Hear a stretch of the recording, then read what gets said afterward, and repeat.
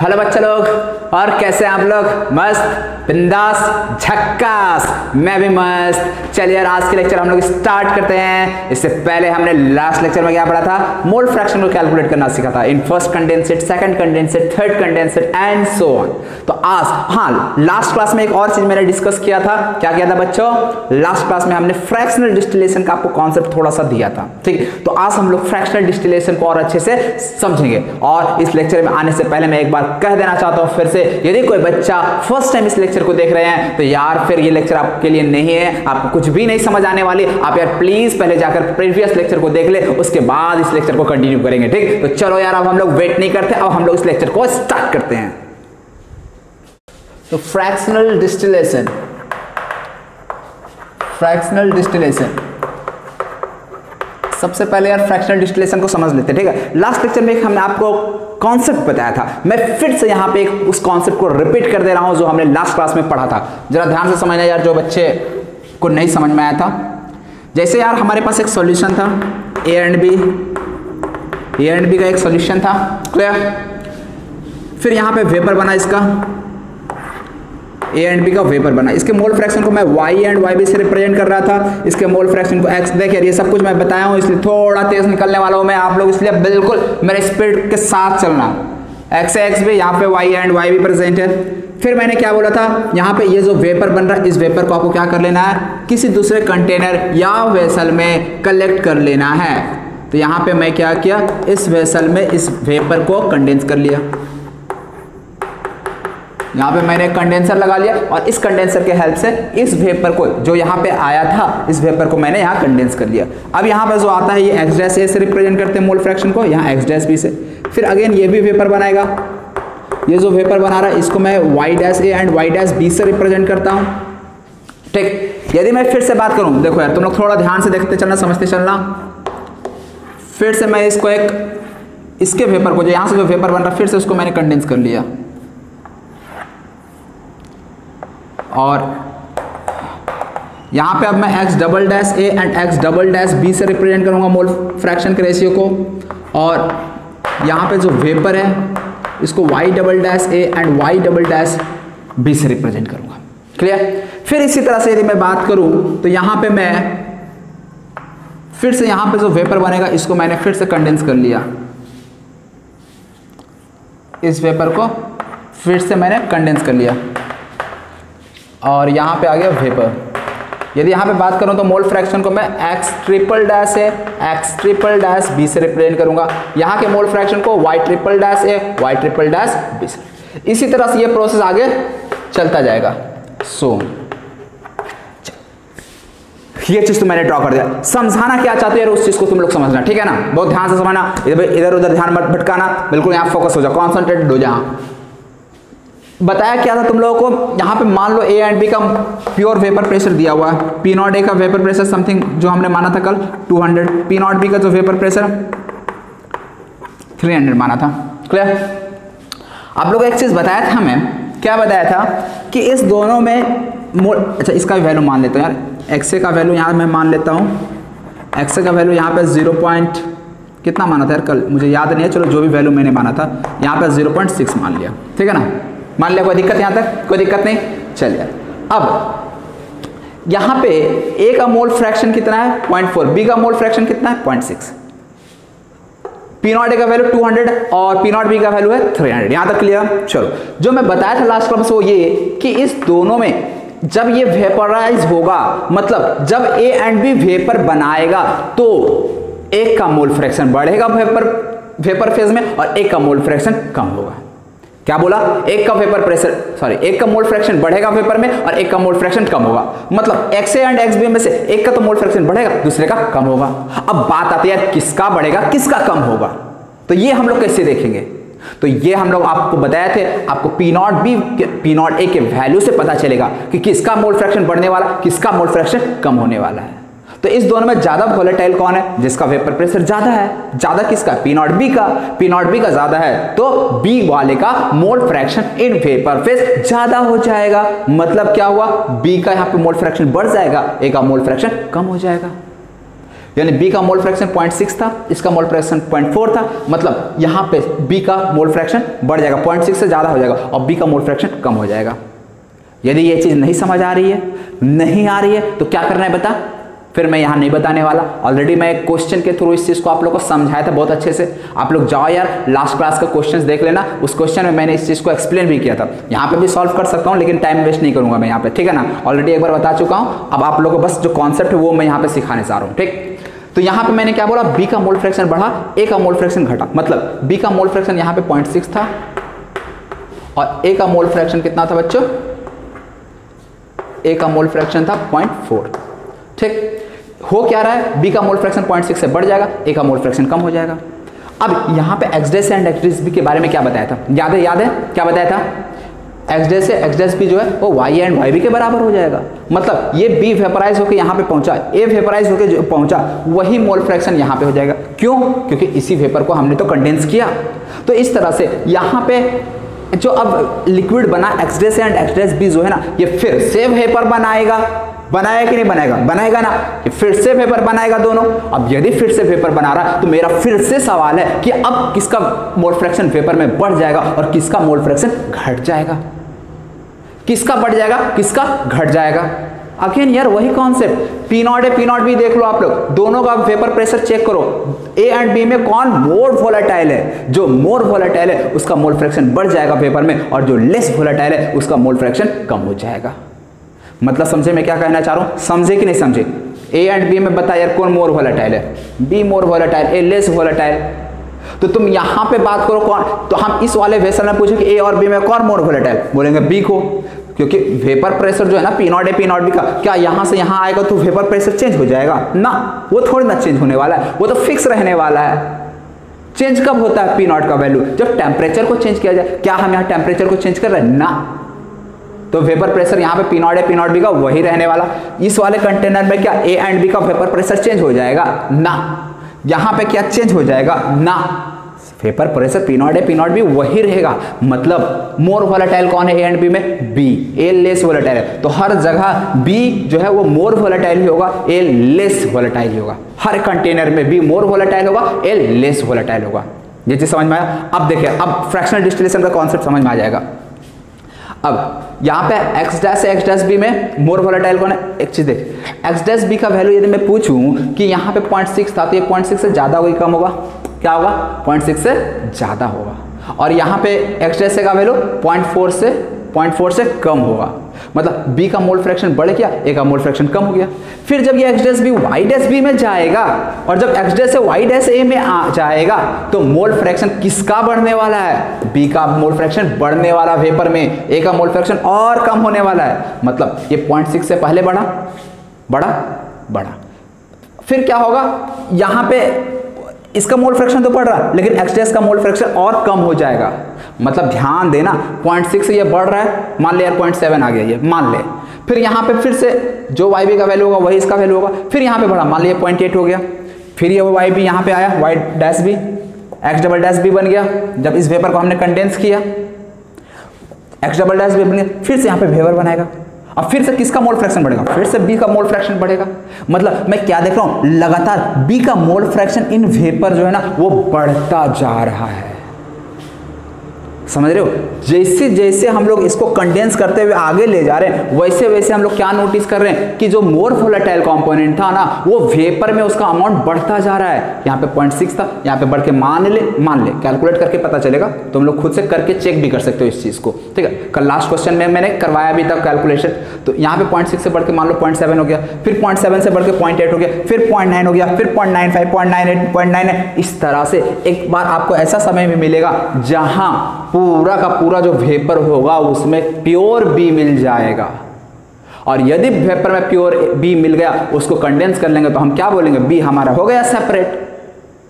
समझ रहे हो मैं क्या कहना चाह रहा हूं। तो इस तरह से यदि बी सेपरेट हो गया तो बच क्या जाएगा, लिक्विड सॉल्यूशन ए बच जाएगा। मान ले यार यहाँ पे हमने फाइनल एक का सॉल्यूशन मिला, इसमें जो भी वेपर था ये क्या बना दिया, बी बना दिया। और ए कहाँ रह जाएगा, इसी वाले, इससे पहले वाले कंटेनर में ए रह जाएगा। सारा का सारा वेपर को मैंने अलग से कंडेंस कर लिया। तो इस तरह से बी को मैंने ए से सेपरेट कर लिया। मतलब ए एंड बी दोनों हो गया सेपरेट। यही तो होता है फ्रैक्शनल डिस्टिलेशन। समझ में आया? तो यहाँ पे फ्रैक्शनल डिस्टिलेशन जो हमने लगाया वहाँ पे ए एंड बी को जो मैंने सेपरेट किया वो किस बेसिस पे सेपरेट किया? दोनों के वॉलेटाइल नेचर में डिफरेंस। इस चीज को नोट कर लेना तुम लोग। क्या बोला मैंने? दोनों के वॉलेटाइल नेचर में डिफरेंस है। एक मोर वॉलेटाइल था, एक लेस वॉलेटाइल था, इसीलिए मोर वॉलेटाइल हमेशा वेपर में मोल फ्रैक्शन अपना बढ़ाता जा रहा था, दूसरा वाला कम करता जा रहा, बढ़ाता जा रहा, कम करता, बढ़ाता जा रहा, कम करता जा रहा। मतलब एक का मोल फ्रैक्शन बढ़ते बढ़ते बढ़ते बढ़ते 1 को रीच कर रहा, दूसरे का मोल फ्रैक्शन 0.4 से कम 0.3, 0.2, 0.1 क्या हो रहा है? 0 की ओर रीच कर रहा है। मतलब एक का मोल फ्रैक्शन तो 1 को रीच कर रहा है, दूसरे का मोल फ्रैक्शन 0 को रीच कर रहा है। इसका मतलब वेपर में मोर वोलेटाइल कंपोनेंट जो है वो डोमिनेट होता जा रहा है। समझ में आ रहा है? आ रहा है ना? तो ये सब चीज जो आपको इंपॉर्टेंट पॉइंट लगे लिखते चलना यार आप लोग। तो इस तरह से हम लोग फ्रैक्शनल डिस्टिलेशन मेथड के हेल्प से किसी भी दो कंपोनेंट को सेपरेट कर लेते हैं। कैसे सेपरेट करते हैं? On the basis of their difference in volatile nature. और मैं ऐसे बोल सकता हूँ वेपर यदि दोनों का क्या बोलते हैं वोलेटाइल नेचर में डिफरेंस है, इसका मतलब उनका बॉइलिंग पॉइंट में डिफरेंस है। ठीक, तो एक और इंपॉर्टेंट टर्म यहाँ पे मैं सीखूंगा, बॉइलिंग पॉइंट। ठीक है ना? बॉइलिंग पॉइंट को नेक्स्ट हम लोग समझेंगे कि बॉइलिंग पॉइंट होता क्या है।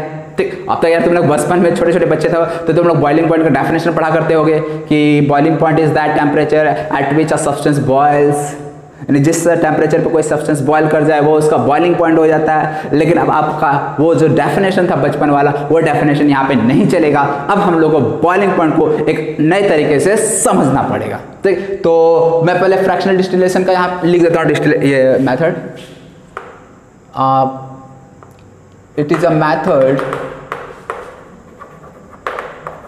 Method to separate the components of a liquid mixture on the basis of their difference in their volatile nature, या फिर volatile nature को और मैं क्या बोल सकता हूँ, और बॉइलिंग पॉइंट। मतलब फ्रैक्शनल डिस्टिलेशन क्या होता है? किसी भी लिक्विड मिक्सचर के जो कंपोनेंट्स है उनको सेपरेट कर देना। जैसे इस लिक्विड सॉल्यूशन में ए एंड बी प्रेजेंट था, हमको ए एंड बी को दोनों को एक दूसरे से अलग कर देना था। ठीक, जब तक लिक्विड सॉल्यूशन में था ए एंड बी साथ में था, वो अलग होना चाहिए नहीं रहा था, लेकिन हमको उन दोनों को अलग करना था, एक दूसरे से जुदा करना था। तो मैंने इसके लिए क्या किया? फ्रैक्शनल डिस्टिलेशन मेथड अप्लाई कर दिया। तो फ्रैक्शनल डिस्टिलेशन में क्या होता है? कंडीशन है दोनों के वोलेटाइल नेचर में डिफरेंस होना चाहिए, या फिर बोल सकता हूँ इसी चीज को कि दोनों के बॉइलिंग पॉइंट में डिफरेंस होना चाहिए। तो इसके बाद हम लोग इस तरह से फ्रैक्शनल डिस्टिलेशन लगाते हैं। इस तरह से धीरे धीरे जो मोर वोलेटाइल कंपोनेंट है ना उसका वेपर में मोल फ्रैक्शन बढ़ता जाएगा।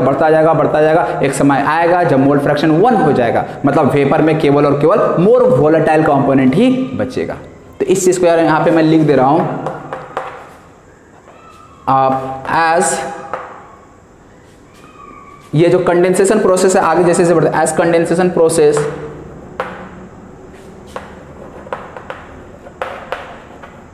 Continuous, the mole fraction of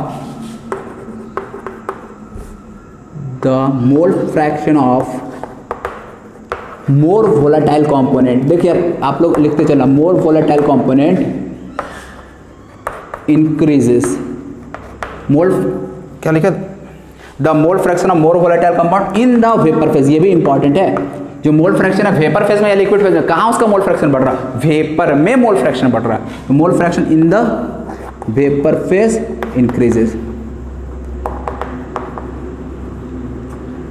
ठीक, बहुत ही इंपॉर्टेंट पॉइंट है। जैसे जैसे ये कंडेंसेशन प्रोसेस आगे बढ़ता जा रहा है ऐसे में क्या हो रहा है? मोल fraction of more volatile component, जो मोर वोलेटाइल कंपोनेंट है उसका वेपर फेज में मोल फ्रैक्शन बढ़ता जाएगा, और एक समय आएगा जब मोल फ्रैक्शन उसका बढ़ता 1 हो जाएगा, और लेस वोलेटाइल वाला 0 हो जाएगा वेपर में।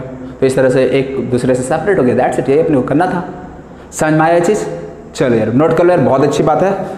तो एक और चीज़, ठीक है ना, एक और बहुत इंपॉर्टेंट पॉइंट यहाँ पे मैं बताना चाहता हूँ कि जो आइडियल सॉल्यूशन होता है ना केवल उसके लिए हम लोग फ्रैक्शनल डिस्टिलेशन लगा सकते हैं। बहुत ही इंपॉर्टेंट पॉइंट है। क्या बोला मैंने? फ्रैक्शनल डिस्टिलेशन केवल कहां अप्लाई कर सकते हैं? Only for ideal solution. Non ideal solution में हम लोग फ्रैक्शनल डिस्टिलेशन नहीं लगा सकते। इसका मतलब क्या हुआ? इसका मतलब ये हुआ कि यदि कोई नॉन आइडियल सॉल्यूशन है तो उसको हम लोग कभी भी प्योर कंपोनेंट में सेपरेट नहीं कर सकते। समझ रहे हो? तो इसीलिए इस पॉइंट को आप लोग लिखना हो तो लिख लेना। लिखना हो क्या लिखना है यार, बहुत इंपॉर्टेंट पॉइंट है, ठीक है ना, स्पेस नहीं है, मैं यहां पे लिख देता हूं, ठीक है ना, मिटाकर इधर लिख दे रहा हूं, तुम लोग लिख लेना। Fractional distillation can be applied only to separate fractional distillation method can be applied to only to separate components of ideal solution। बहुत ही इंपॉर्टेंट पॉइंट है, बहुत ही इंपॉर्टेंट। आइडियल सॉल्यूशन के कंपोनेंट्स को ही सेपरेट करने के लिए केवल हम लोग फ्रैक्शनल डिस्टिलेशन लगा सकते हैं। नॉन आइडियल सॉल्यूशन को कभी भी हम लोग पूरी तरह से सेपरेट नहीं कर सकते, ठीक। तो वो एज ए टॉपिक मिक्सर में हमें समझ में आ जाएगा, ठीक। यहाँ पे एक और पॉइंट देख ले यार, एक और इंपॉर्टेंट पॉइंट है यहाँ पे, मैं बताना चाह रहा था छूट गया, मैं उसके लिए यहाँ पे मिटा देता हूँ नीचे का पॉइंट, ठीक है ना। यहाँ पे एक और बहुत ही इंपॉर्टेंट पॉइंट है जो आपको मैं सिखाना चाहता हूँ, जो कि आइसोट्रोपिक मिक्सचर में यूज होता है। चलो देखो, अब ये चीज तुम लोग बताओ यार, मैं नहीं इस चीज को बताऊंगा जो मैं आगे बताने वाला हूँ। ये मेरा सवाल तुम लोगों से है, ठीक है। सवाल मेरा क्या है, जरा समझना यार तुम लोग ध्यान से। मान ले यहाँ पे x A and X be present है, तो हमें पता है एक्स ए का वैल्यू मैं मान लेता हूँ यहाँ 0.4 है, यहाँ पे 0.6 है, ठीक। यही माने थे ना यार अभी, हाँ यही माने थे। पी नॉट बी का भी वैल्यू दिया हुआ है 200 और पी नॉट बी का वैल्यू 300 है, ये सब गिवन है, क्लियर। अब यहाँ पे अच्छा रुको, ये पी नॉट भी नहीं दिया हुआ है, ठीक है, पी नॉट भी नहीं दिया हुआ है, लेकिन हमको यहाँ Y A and Y B का वैल्यू दिया हुआ है, वाई एंड वाई बी का वैल्यू दिया हुआ है। वाई ए दिया है 0.5 0.4 और वाई बी भी दिया हुआ है 0.6। पी नॉट बी का वैल्यू समथिंग रहा होगा, ये मान लो यार मैं 200 कुछ भी मान लो। मैं ये बस बताना चाहता हूँ, मैं जो बताना चाहता हूँ उस चीज़ को समझो कि यहाँ का जो मोल फ्रैक्शन लिक्विड फेज में ए का है, मतलब ए का मोल फ्रैक्शन जो लिक्विड फेज में है वही मोल फ्रैक्शन वेपर फेज में भी है। समझना मैं बताना क्या चाहता हूँ, जो मोल फ्रैक्शन ए का लिक्विड फेज में वही मोल फ्रैक्शन मैं वेपर फेज में भी ले रहा हूँ। यदि ए का मोल फ्रैक्शन यदि दोनों का सेम है तो बी का भी सेम होगा, क्यों? 1 में से माइनस ही तो करना पड़ता है ए को, तो 1 में से ए को माइनस करेंगे तो ये बचा, वही चीज़ यहाँ पे भी हमें मिलने वाला है, ठीक। तो यहाँ पे ये 0.4 है तो ये वाई ए भी 0.4 मान लिया मैंने, ये 0.6 है तो यहाँ पे वाई बी का वैल्यू भी 0.6 आ गया। ये चीज़ समझ में आया तुम लोगों को? आया, बहुत अच्छी बात। अब यदि ये 0.4 0.6 है, अब मेरा सवाल है यहाँ पे Y dash and Y dash B का वैल्यू कैलकुलेट करना। इससे पहले मैंने आप लोगों को क्या बताया था, याद है तुम लोगों को, कि वेपर फेज में मोल फ्रैक्शन बढ़ता है जो मोर वोलेटाइल होता है। क्या यहाँ पे भी ऐसा होगा? जरा चेक करके मुझे बताओ। चेक करते हैं यार, यहाँ पे Y A by Y B यदि मैं निकालता हूँ तो P not A X A upon में P not B into X B आएगा कि नहीं आएगा? बता, आएगा। पी नॉट ए का वैल्यू कितना नहीं पता यार, हमको रहने दे, इधर गोली मार उसको। P not A by P not B, X A upon X B का वैल्यू कितना होगा? 0.4 upon 0.6। Y by Y B का वैल्यू यह रहेगा ना, कोई दिक्कत यहाँ तक? कोई दिक्कत नहीं, चलिए यार अच्छी बात। ये 0.4 ये काटा तो 2/3 बचेगा, 2/3 P not A upon P not B, ये Y A by Y B का वैल्यू आया। क्लियर है ये चीज? अब मैं इस Y dash and Y dash B को कैलकुलेट करना चाहता हूं। अब वाई डैश है, तुम लोग खुद से एक बार कैलकुलेट करके देखना। तो यहां पे यदि मैं वाई डैश है वाई डैश बी का रेशियो देखूं, रेशियो क्या आएगा? पी नॉट ए इंटू, अब यहाँ पे एक्स डैश है, यदि हम इस कंटेनर में इस वाई डैश से वाई डैश बी को का रेशियो लिखते हैं तो यहाँ पे X dash A and X dash B ही आएगा। ये सब चीज यार ऑलरेडी आप लोग को लास्ट क्लास में हम बता चुके हैं। चलिए यार, फिर यहाँ पे क्या आ जाएगा? P not B into X dash B आ जाएगा। अब यहाँ पे देखो जरा, P not A by P not B into X dash A by X dash B का वैल्यू कितना होगा? तो एक्स डैश ए का वैल्यू कितना है? जितना वाई ए है, दैट इज 0.4। फिर नीचे क्या आ जाएगा? 0.6। मतलब फिर से इसको यदि हम काट छाट करेंगे तो ये 2/3 P not A by P not B आ गया। मतलब यहां पे जो y डैश है अपन y डैश भी समझना यार, बहुत इंपॉर्टेंट पॉइंट है, समझना इस चीज को। मतलब यहां मोल फ्रैक्शन जो था वही मोल फ्रैक्शन यहां, जब हम लोग यहां से y dash and y dash B का वैल्यू निकाले तो वो क्या देख रहे हैं, यहां जो y एंड y बी देखिए, y a by y B भी वही 2/3 दिस आ रहा था, y dash a by y dash B value वही आया। तो देखो यहां पे एक चीज आप नोटिस करोगे, क्या नोटिस कर रहे हो कि जो y a and y B का जो वैल्यू यहां पे आया वही वैल्यू यहां पे भी आ गया। देख रहे हो y एंड y बी का जो वैल्यू यहां पे आ रहा था 2/3 p not a by p not B, यहां पे भी y dash a by y dash B का वैल्यू वही आया। इसी तरह से तुम यदि आगे y डबल डैश से y डबल डैश भी कैलकुलेट करते हो या आगे y ट्रिपल डैश से y ट्रिपल डैश भी कैलकुलेट करते हो, वो वैल्यू फिर अगेन क्या आपको मिलने वाला है, आगे सेम मिलने वाला है। इसका मतलब जो वेपर फेज में मोल फ्रैक्शन था वो तो यार हर जगह सेम है।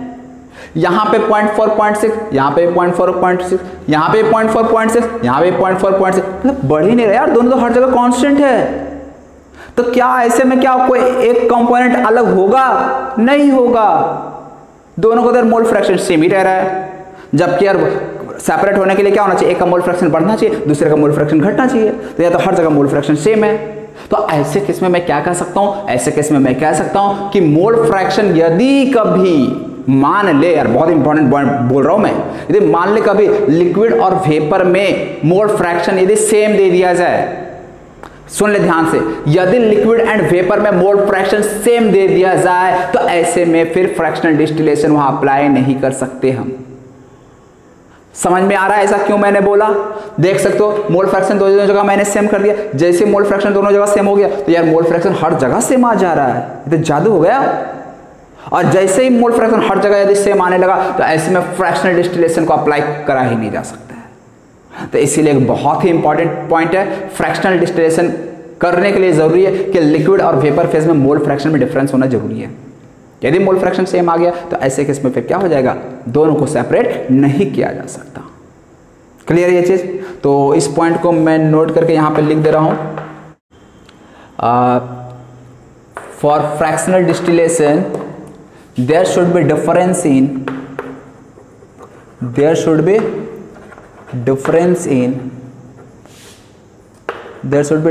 in mole fraction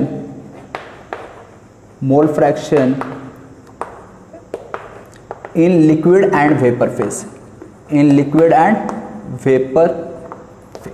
ये चीज जरूरी है। यानी लिक्विड और वेपर फेज में मोल फ्रैक्शन दोनों जगह डिफरेंट होने चाहिए। यदि सेम हो गया तो ऐसे केस में हम फ्रैक्शनल डिस्टिलेशन नहीं लगा सकते। ठीक, तो ये चीज फ्रैक्शनल डिस्टिलेशन के लिए एक और इंपॉर्टेंट पॉइंट था जो उम्मीद है यार आप लोगों को समझ में आ गई होगी। तो यार अब आप लोग इस चीज को नोट कर लो, ठीक है। तो चलो यार इसके बाद अब हम लोग डायरेक्ट आइसोट्रॉपिक मिक्सचर को समझते हैं।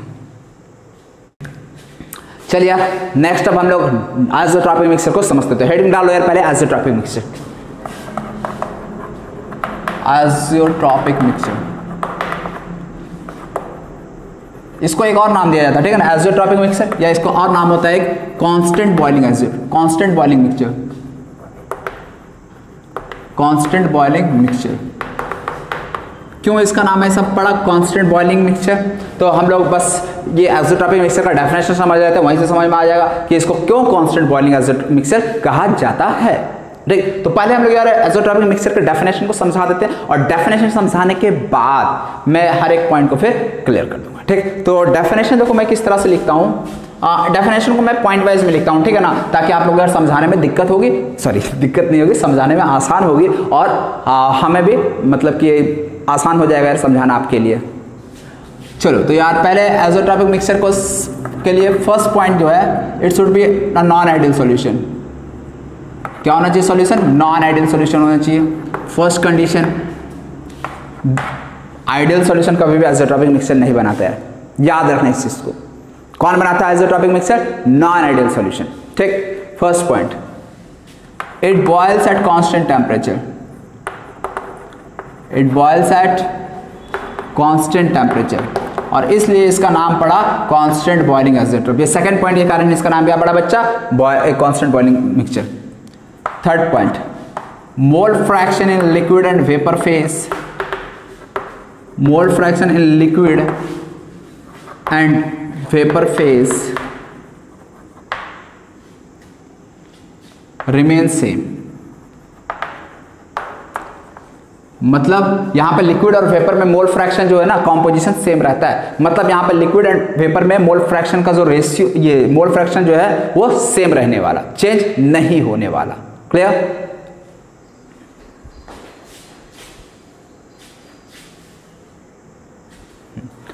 चलिए यार, वीडियो मुझे लगा कि यार बन ही नहीं रहा है, फिर बड़ा टेंशन हो जाता है। एक दो बार तो ऐसा हो भी चुका है, आधा आधा घंटे का वीडियो बन गया और पता चला यार वीडियो स्टार्ट ही नहीं था, फिर इतना फ्रस्ट्रेशन होता है ना, एक दिन तक वीडियो बनाते ही नहीं। चल, तो मोल fraction in liquid and vapour phase remains constant, या फिर मैं कॉम्पोजिशन भी बोल सकता हूँ, ठीक है ना। आपको ऐसा भी लिखा हुआ मिल सकता है क्या? मिलेगा यार, ज़्यादातर यही वाला यूज़ होता है, ये वाला composition he, composition in liquid and vapour phase remain same. Composition का मतलब क्या? मोल फ्रैक्शन है, ठीक है ना, कुछ और मतलब नहीं होता। और फिर इसमें क्या गया पॉइंट है, it can not be separated by fractional distillation, मतलब इट कैन नॉट बी मतलब क्या, इसका कंपोनेंट वो सेपरेट नहीं कर सकते, तो इट्स कंपोनेंट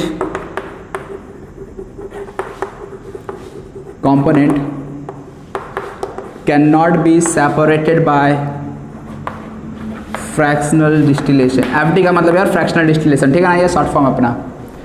चलो, तो ये आप लोगों यार 1 2 3 4 इस तरह से हम बोल सकते हैं कि हमारा आइसोट्रोपिक मिक्सचर का डेफिनेशन हो गया कंप्लीट। क्लियर? Not clear? चल देख इधर। सबसे पहले यार आइसोट्रोपिक मिक्सचर क्या होता है? और नॉन आइडियल सॉल्यूशन, और सच solution which boils at constant temperature and whose composition is same in liquid and vapor phase is called an isotropic mixture. And components of an isotropic mixture cannot be separated into its pure components. ठीक, pure component में मैं इसके component को separate नहीं कर सकता। ठीक, तो अब एक एक करके समझते हैं। पहले it boils at constant temperature, इसका मतलब क्या है? ठीक, मैं एक एग्जांपल ले लेता हूं किसी एक आइसोट्रोपिक मिक्सचर का, HCl ठीक है, या फिर मैं H2O एंड HNO3 का एग्जांपल ले लेता हूं। ये एक अच्छा रुको, एक बहुत ही फेमस एग्जांपल है H2 एंड C2H5OH। ठीक है, इसका मतलब क्या है? आइसोट्रोपिक मिक्सचर का मतलब क्या है, इस चीज को पहले हम लोग समझ रहे हैं। यदि मैं यहाँ पे और इस चीज को मैं समझूंगा फ्रैक्शनल डिस्टिलेशन से, सो सेपरेट क्यों नहीं किया जा सकता, शायद अभी आप लोगों को समझ में आ गया हो। थर्ड और फोर्थ आपस में एक तरह से देखो तो अभी रिलेट कर सकते हो। अभी जस्ट इससे पहले हमने पढ़ाया था आप लोग को कि यदि मोल फ्रैक्शन लिक्विड और वेपर फेज में सेम रहता है, कॉम्पोजिशन यदि लिक्विड वेपर फेज का सेम है, तो ऐसे केस में वहां फ्रैक्शनल डिस्टिलेशन हम लोग लगा नहीं सकते, इसलिए थर्ड और फोर्थ आपस में इंटर रिलेटेड है। ठीक, चलो यार, वो नहीं भी समझ में आए तो भी मैं एक दूसरे तरीके से भी आप लोगों को समझा दूंगा। ये H2 एंड C2H5, H2O का है तो वाटर और C2H5OH का है तो अल्कोहल, वाटर और अल्कोहल मिक्स किए, मिक्सचर बना दिए, ठीक है ना। हाँ, तुम लोग घर पे एक्सपेरिमेंट मत करना, पता चला घर पे ही वाटर और अल्कोहल का मिक्सचर बना रहे हो और एक्सपेरिमेंट कर रहे हो। H2 एंड C2H5OH, यहाँ पे H2O का बॉइलिंग पॉइंट क्या होता है आप लोगों को पता होगा, बचपन से पढ़ते आ रहे हो, देखते आ रहे हो, 100 डिग्री। अच्छा,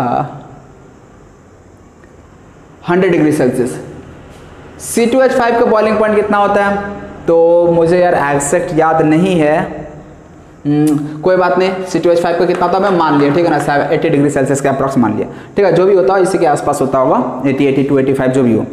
अब होता क्या है, जब हम लोग इस दोनों लिक्विड को एक कंटेनर में डाल देंगे, मतलब इस दोनों लिक्विड को मिक्स कर दिए, एक सॉल्यूशन तैयार कर दिए, ठीक है, तो होता क्या है, ये दोनों लिक्विड एक 100 डिग्री सेल्सियस पे बॉयल कर रहा था, एक 80 डिग्री सेल्सियस पे बॉयल कर रहा था, लेकिन जैसे ही हमने इसका सॉल्यूशन तैयार किया तो ये अब अलग अलग टेम्परेचर पे बॉयल नहीं कर रहे हैं। वाटर को 100 डिग्री सेल्सियस से उड़ के निकल जाना था, अल्कोहल को 80 डिग्री सेल्सियस से उड़ के निकल जाना था। पहले कौन निकलता पहले, जिसका बॉइलिंग पॉइंट कम है 80 डिग्री सेल्सियस।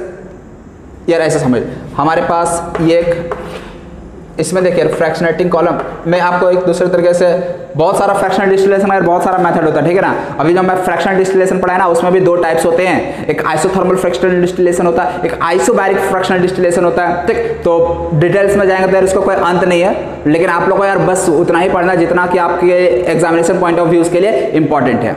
ठीक है। इसलिए आपको यार किसी एक टॉपिक में पीएचडी नहीं करना, देखा जाए यार एक एक टॉपिक पे पीएचडी होता है, एक एक टॉपिक पे पीएचडी होता है। फ्रैक्शनल डिस्टिलेशन को समझने के लिए भाई रिसर्च चल रहा है, बस केवल और केवल फ्रैक्शनल डिस्टिलेशन को समझने के लिए।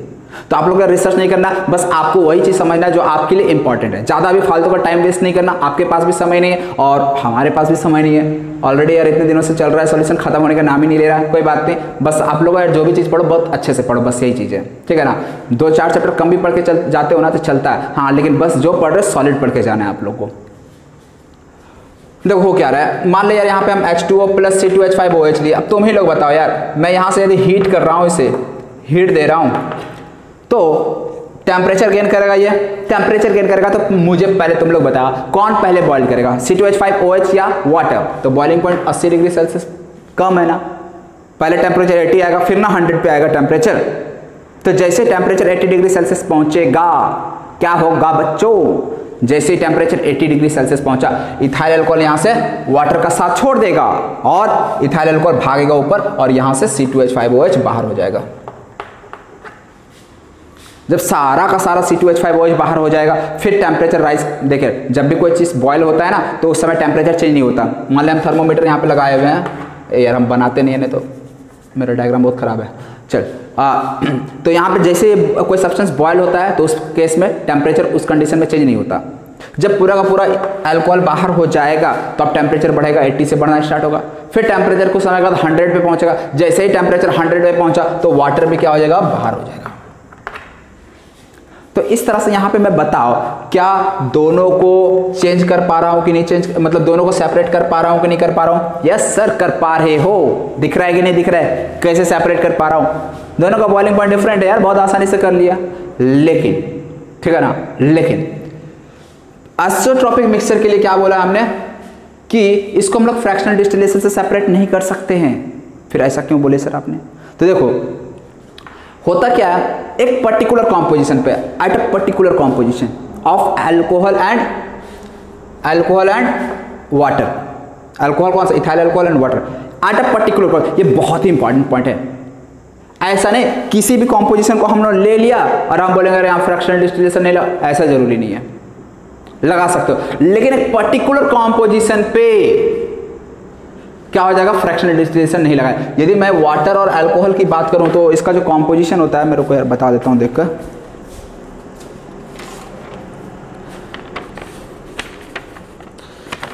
यदि मैं देखूं इसका 96% और इसका 4% अप्रॉक्स, ठीक है ना, अप्रॉक्स वैल्यू है। यानी जब मैं एक सॉल्यूशन लेता हूं जिसमें इथाइल अल्कोहल 96% और वाटर 4% रहता है तो होता क्या है, अब पहले ये दोनों क्या था, अलग अलग टेम्परेचर पे बॉयल कर रहा था। लेकिन जब हम लोग इस पर्टिकुलर कॉम्पोजिशन पे दोनों का सॉल्यूशन तैयार करते हैं, इस पर्टिकुलर कॉम्पोजिशन का, अब पता चला तुमने इथाइल अल्कोहल को 90% ले लिया, वाटर को 10% ले लिया और तुम्हें लगेगा कि आइसोट्रोपिक मिक्सचर हमारा बन जाएगा ना, फिर नहीं बनने वाला। इसी पर्टिकुलर कॉम्पोजिशन पे आइसोट्रोपिक मिक्सचर बनने वाला। और जैसे तुम इस कॉम्पोजिशन में लेते हो अल्कोहल एंड वाटर को, तो अब ये दोनों जो पहले अलग अलग टेम्परेचर पे बॉयल कर रहा था, अब ये अलग अलग टेम्परेचर पे बॉयल नहीं करेगा, अब ये एक ही कांस्टेंट टेम्परेचर पे दोनों बॉयल करेगा। और दोनों का कांस्टेंट टेम्परेचर कितना होता है, तो इस केस में 78.15 होता है, ठीक है ना। मैं 78 डिग्री सेल्सियस अप्रॉक्स में लिख दे रहा हूँ। आपको यार ये सब वैल्यू याद नहीं रखना, ठीक है ना, बस समझाने के लिए सब आप लोग को बता रहा हूँ। तो यहां पे मैं क्या देख रहा था, यदि मैं इसका कॉम्पोजिशन 96%, इसका 4% रखता हूं, तो ऐसे में मैंने क्या ऑब्जर्व किया कि अब ये मिक्सचर जो था एक साथ बॉयल कर रहा है। इसका मतलब क्या है, अब ये जैसे 78 डिग्री सेल्सियस पहुंचा तो अब केवल अल्कोहल या केवल वाटर ऊपर नहीं जाएगा, दोनों साथ में ऊपर जाएगा। यदि दोनों साथ में बॉयल हो रहा है, दोनों साथ में ऊपर जा रहा है, तो दोनों साथ में निकलेगा भी, दोनों साथ में निकलेगा। यदि दोनों साथ में निकला तो क्या मैं वहां पे अल्कोहल और वाटर को आपस में सेपरेट कर सका, क्या नहीं कर सका ना, नहीं कर सका। इसका मतलब क्या, मैं फ्रैक्शनल डिस्टिलेशन फिर नहीं लगा सकता।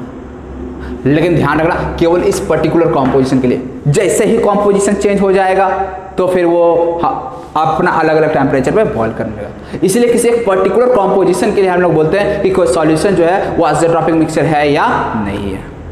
क्लियर है ये चीज। अब हाँ, और ऐसे केस में यदि मैं लिक्विड फेज और वेपर फेज में इनका मोल फ्रैक्शन निकालूंगा ना, वो सेम आ जाएगा। ठीक है ना, वो सेम आ जाएगा। और यदि लिक्विड एंड वेपर फेज में मोल फ्रैक्शन सेम आ गया तो वहां से भी समझ सकते हो कि फ्रैक्शनल डिस्टिलेशन हम नहीं लगा सकते हैं, ठीक है, उस तरह से भी आप लोग समझ सकते हो। तो इस तरह, और ये it boils at constant temperature का मतलब क्या हो गया, समझ में आया ना। ठीक, अब देखिए आगे हम लोग देखेंगे आइसोट्रोपिक मिक्सचर दो टाइप का होता है, एक को हम लोग कहते हैं मैक्सिमम बॉइलिंग आइसोट्रोप और दूसरे को कहते हैं मिनिमम बॉइलिंग आइसोट्रोप। ठीक, तो पहले ये आइसोट्रोपिक मिक्सचर का जो डेफिनेशन था इस चीज को आप लोग को मैंने समझा दिया। अब एक चीज याद रखना, ये केवल नॉन आइडियल सॉल्यूशन के द्वारा बनाया जाता है, आइडियल सॉल्यूशन के द्वारा नहीं। और ये भी एक पर्टिकुलर कॉम्पोजिशन के लिए, for non ideal solution for a particular composition.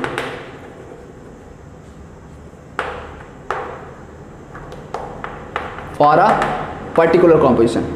तो जब एक पर्टिकुलर कॉम्पोजिशन पे पहुंचेगा तो उसके बाद फिर हम लोग उसको क्या बोल सकते हैं, क्या बोलते हैं, सेपरेट नहीं कर सकते, फ्रैक्शनल डिस्टिलेशन वहां नहीं लगा सकते। ठीक, हाँ उससे पहले और उसके बाद में लगा सकते हैं, इस चीज को अभी हम लोग एग्जांपल से समझाएंगे, ठीक है ना। तो चलो यार अब हम लोग नेक्स्ट समझते हैं टाइप्स ऑफ आइसोट्रोपिक मिक्सचर। तो आप लोग पहले इस चीज को आप लोग नोट कर लेना जो जो आपको इंपॉर्टेंट लगे।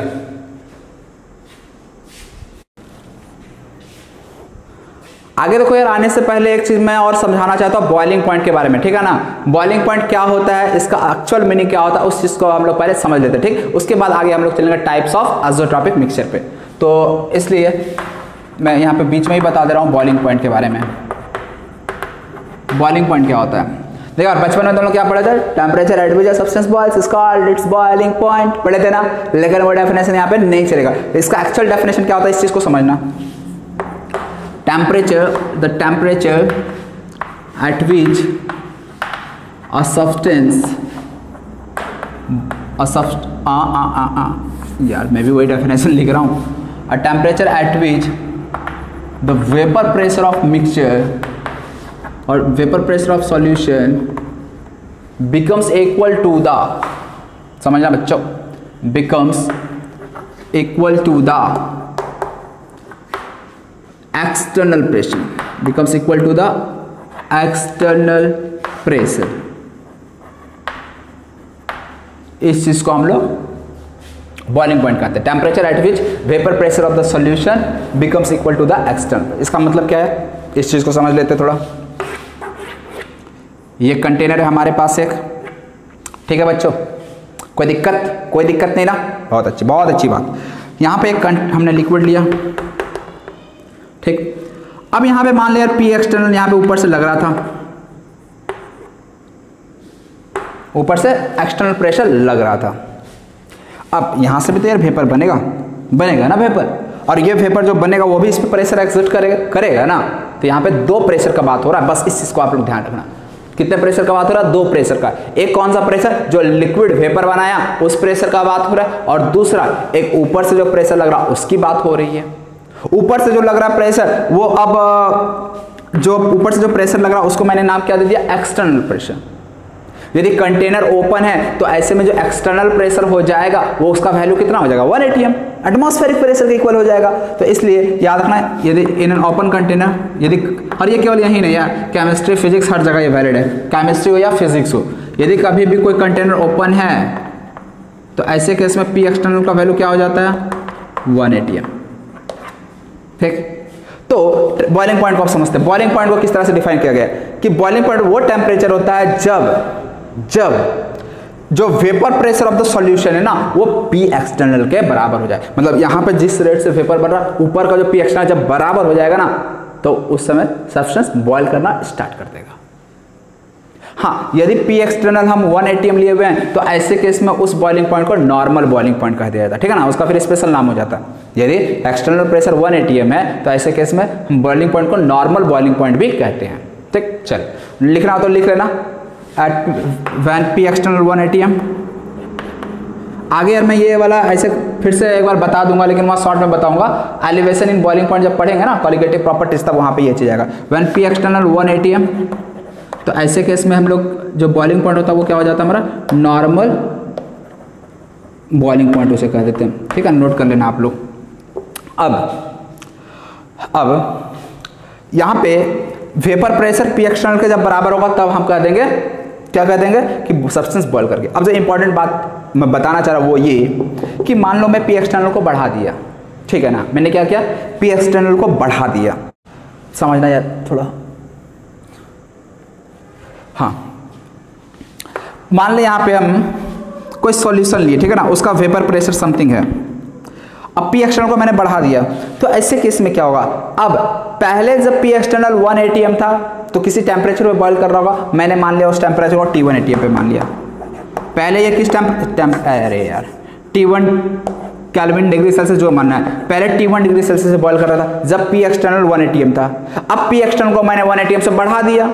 यदि अब मैं 1 atm से इस प्रेशर को बढ़ा दिया तो यहां से अब जो वेपर बन रहा है उसको फिर किसके इक्वल होना होगा बॉयल होने के लिए। तो अगेन जब तक ये जो वेपर प्रेशर सॉल्यूशन का है ये इस पी एक्सटर्नल के बराबर ना हो जाए तब तक वो सब्सटेंस बॉयल नहीं कर सकता।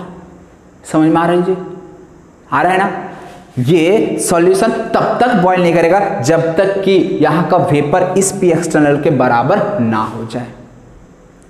क्लियर है। तो अब मुझे बताओ पहले T1 केल्विन पे या T1 डिग्री सेल्सियस, यहाँ पे मैं डिग्री सेल्सियस कर देता, T1 डिग्री सेल्सियस पे ये जब पी एक्सटर्नल 1 atm था ना तब T1 डिग्री सेल्सियस पे ही ये वेपर प्रेशर जो है वो पी एक्सटर्नल के बराबर हो जा रहा था। लेकिन अब पी एक्सटर्नल को मैंने बढ़ा दिया तो अब कम टेम्परेचर पे ये इसके इक्वल हो जाएगा या ज्यादा टेम्परेचर देना पड़ेगा इस पी एक्सटर्नल के बराबर करने के लिए इस वेपर प्रेशर को। क्या बोलूंगा मैं, अब ज्यादा टेम्परेचर, ये वेपर प्रेशर बढ़ चुका है ना वो पी एक्सटर्नल, यदि वेपर प्रेशर बढ़ गया इसका भी वेपर बढ़ाना पड़ेगा। वेपर कैसे बढ़ेगा, जब हम टेम्परेचर को हाई करेंगे। यदि टेम्परेचर को हाई किए तो अब हम बोल सकते हैं अब बॉइलिंग पॉइंट इसका चेंज होकर T2 डिग्री सेल्सियस हो जाएगा। समझ में आ रहा। इसका मतलब यहां पे यदि कोई सॉल्यूशन है, यदि हम पी एक्सटर्नल बढ़ा देते हैं तो ऐसे में क्या बोलेंगे बॉइलिंग पॉइंट बढ़ जाता है। ठीक, चलो अब एक और तरीके से मैं इसको समझता हूं। यहां पे हमने दो सॉल्यूशन लिए ए एंड बी, ठीक है, दो सॉल्यूशन लिए ए एंड बी। अब तुम लोग यार मुझे बताना ए का वेपर प्रेशर कम है, बी का वेपर प्रेशर ज्यादा है और पी एक्सटर्नल यहां पे 1 atm का है तो 760 mmHg। पी एक्सटर्नल कितना माने 1 atm माने हुए हैं, 760 mmHg माने हुए, ठीक है ना। अब मैं यहाँ पे दो सॉल्यूशन लिए हुए ए एंड बी, दो सॉल्यूशन हमारे पास है। ऐसे केस में तुम लोग बताओ मान ले ए का वेपर प्रेशर आपको दिया हुआ है 600 और इसका वेपर प्रेशर दिया है 700। ऐसे केस में आप लोग बताओ यार किस केस में इसका वेपर प्रेशर मतलब बॉयल कौन जल्दी करेगा, मेरा ये सवाल है। कम टेम्परेचर पे कौन बॉयल करेगा, किसको कम टेम्परेचर देने पे ये बॉयल कर जाएगा। तो बॉयल करने के लिए कंडीशन क्या है, ए के लिए भी कंडीशन सेम रहेगा, बी के लिए भी कंडीशन सेम है। दोनों का वेपर प्रेशर किसके इक्वल होना है 760 mmHg। जब तक ये 760 mmHg नहीं होगा तब तक ये दोनों बॉयल नहीं करेगा। तो सॉल्यूशन ए हो या सॉल्यूशन बी हो दोनों को 760 तक रीच करना है। अब तुम लोग बताओ दोनों में से कौन कम टेम्परेचर पे ही 760 को रीच कर जाएगा। ये 600 है, 760 तक पहुंचाना है, इसको 160 mmHg और एक्स्ट्रा प्रेशर अप्लाई करना पड़ेगा। ये 700 है, ओनली इसको 60 mmHg चाहिए। समझ में आया कि नहीं आया, आया ना। इसका मतलब जल्दी कम टेम्परेचर पे कौन बॉयल कर जाएगा, दिस वन। इसको ओनली 60 mmHg चाहिए, मतलब इसको कम टेम्परेचर देने पर ही ये पी एक्सटर्नल के बराबर हो जाएगा और ये बॉयल कर जाएगा। लेकिन ये 600 वाले को थोड़ा ज्यादा टेम्परेचर देना पड़ेगा। यदि मैं और एक सॉल्यूशन ले आऊं सी का मान लिया 400 mmHg है तो इसको तो और ज्यादा टेम्परेचर देना पड़ेगा, बहुत पीछे यार 400, इसको 760 तक पहुंचाना है। समझ रहे हो। इसका मतलब क्या सीखे तुम लोग, यदि वेपर प्रेशर कम है ना तो उसको ज्यादा टेम्परेचर देना पड़ेगा 760 तक पहुंचाने के लिए। क्लियर है ये चीज। तो इसलिए यदि वेपर प्रेशर कम है तो बॉइलिंग पॉइंट उसका क्या होगा, टेम्परेचर ज्यादा देना पड़ रहा है कम। यदि वेपर प्रेशर कम है तो ज्यादा टेम्परेचर देना पड़ेगा बॉयल कराने के लिए, इसके इक्वल बनाने के लिए। इसका मतलब कम वेपर प्रेशर वाले का बॉइलिंग पॉइंट ज्यादा होता है और ज्यादा वेपर प्रेशर वाले का बॉइलिंग पॉइंट कम होता है। क्यों कम टेम्परेचर पे वो इसको रीच कर जाएगा पी एक्सटर्नल को। तो इसलिए बहुत इंपॉर्टेंट रिलेशन, बहुत ही इंपॉर्टेंट रिलेशन लिख लो यार नोट करके तुम लोग। बॉइलिंग पॉइंट जो होता है वो inversely proportional to vapour pressure होता है। इसको यार 7 स्टार मार्क कर लेना तुम लोग। 7 star very very very very very important, ठीक है। हो सकता है डायरेक्ट सवाल भी आप लोग को यार दिख जाए। तो इसलिए यदि किसी का वेपर प्रेशर ज्यादा है तो बॉइलिंग पॉइंट उसका कम बोल देंगे, और वेपर प्रेशर कम है तो बॉइलिंग पॉइंट ज्यादा, और कम है तो बॉइलिंग पॉइंट, ठीक है ना। तो अब एक सवाल मेरा आप लोगों से यार, थोड़ा वीडियो को पॉज करना, थोड़ा सोचना, फिर आंसर जवाब देना। यदि मैं हाई एल्टीट्यूड्स पे चला जाता हूं तो ऐसे केस में वाटर कम टेम्परेचर पे बॉयल करेगा या ज़्यादा टेम्परेचर पे बॉयल करेगा? कम ज़्यादा का मतलब क्या? जब ज़मीन में हम वाटर को बॉयल करते हैं तो कितना टेम्परेचर लगता है? 100 डिग्री सेल्सियस पे बॉयल कर जाता है। लेकिन जब मैं हाई एल्टीट्यूड्स पे चला जाऊंगा तो वाटर अब 100 से कम टेम्परेचर पे बॉयल करेगा या 100 से ज़्यादा टेम्परेचर पे बॉयल करेगा? ये मेरा सवाल है। तो मैं क्या बोलूँगा, जैसे ही मैं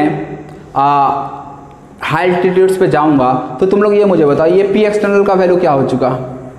कम हो चुका या ज़्यादा हो चुका?